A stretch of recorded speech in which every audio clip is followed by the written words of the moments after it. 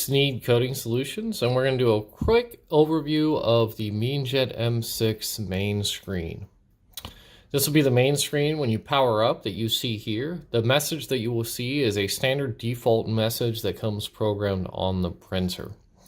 Across the bottom, there's the power button, an edit button, settings, and print. We're going to go through those individually here shortly.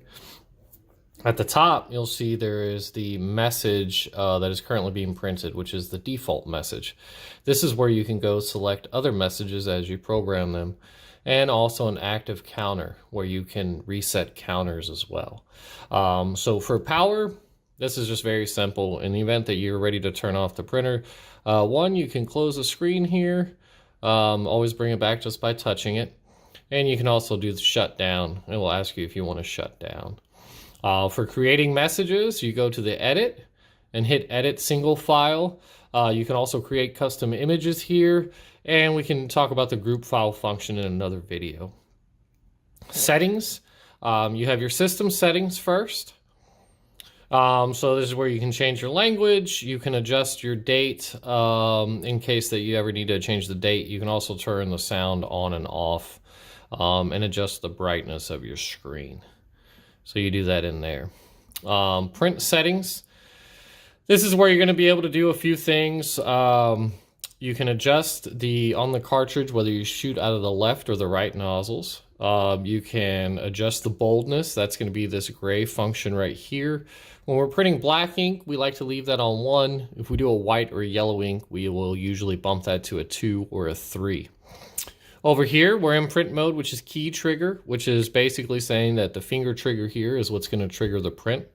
That's typically what we want. The speed function you're not going to adjust because we're using the encoder on the handheld unit.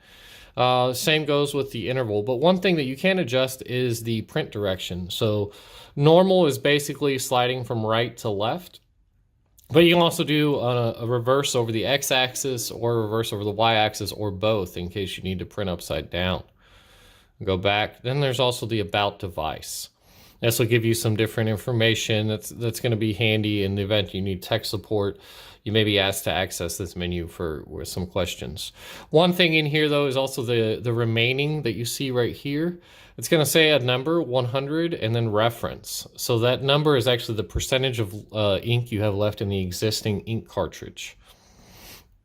And then you have your print button here, which is what you would push if you wanted, once you've selected a message and you're ready to print.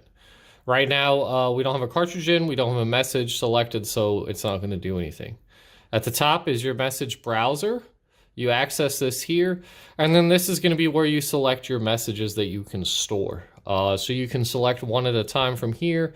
Right now there's only one for us to select, so we hit OK.